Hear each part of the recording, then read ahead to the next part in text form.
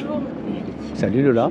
je suis contente de te voir aujourd'hui sur ton bateau au Havre, au village départ de la Transat Jacques Vabre. Alors pour commencer, qui es-tu Eric? Moi je m'appelle Eric Bellion, j'ai 47 ans, je suis navigateur et je suis l'instigateur de Stand as One.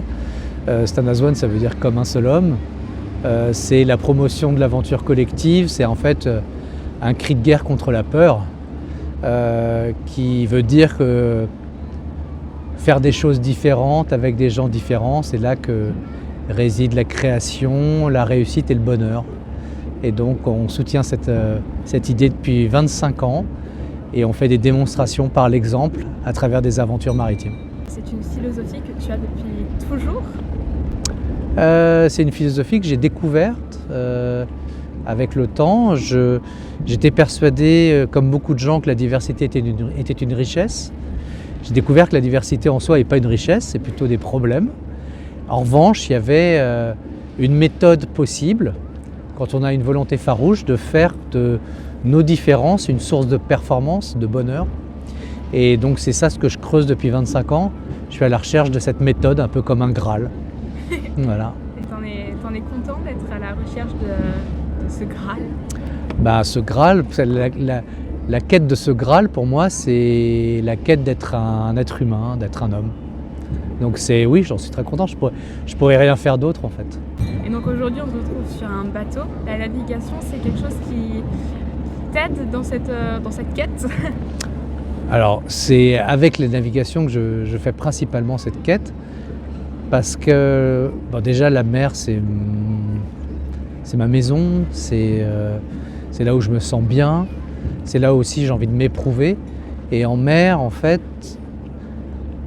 c'est pas la place de la bien-pensance, de l'angélisme ou des relations bancales à l'autre ou à soi. En mer, ça doit être fort et ça doit être solide. Sinon, la mer explose tout. Et donc, je trouve que c'est un endroit fabuleux pour comprendre la relation aux autres et comprendre la relation à soi. La mer, tu peux pas tricher. Tu dois être toi-même et tu dois être pleinement toi-même.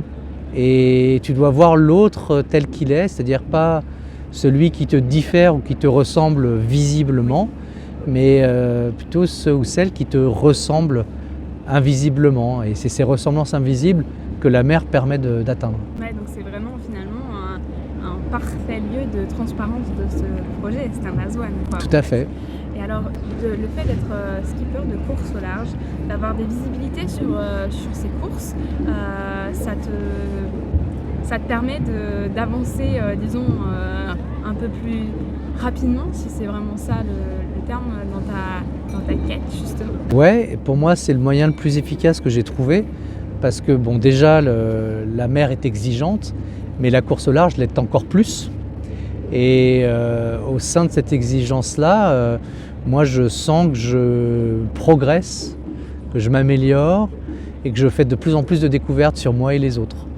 Et le décor de la course au large et de la compétition de haut niveau permet ça à vitesse grand V, quoi. Là tu t'embarques sur une course en double, donc Ouais. tu t'embarques avec Martin Lepape. Ouais. Est-ce que tu peux m'expliquer un peu comment tu as fait ton choix? Alors c'est une super question.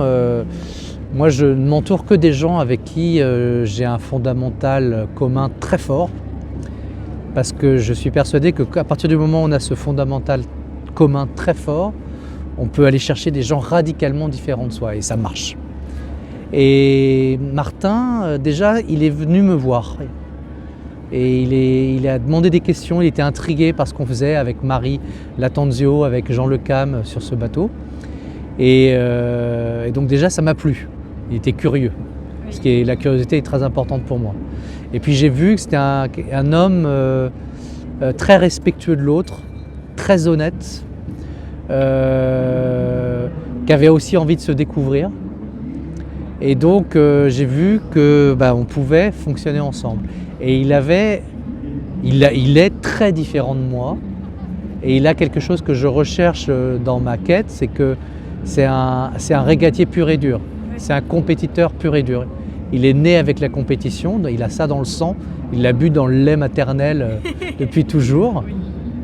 Et moi j'ai envie de découvrir un peu ça, parce que j'ai envie de monter en intensité. Et lui me permet ça. Martin, lui, de son côté, vient chercher chez moi d'autres choses, de la gestion de projet, de la capacité aussi à freiner, voilà, d'autres éléments dont il a besoin. Merci beaucoup.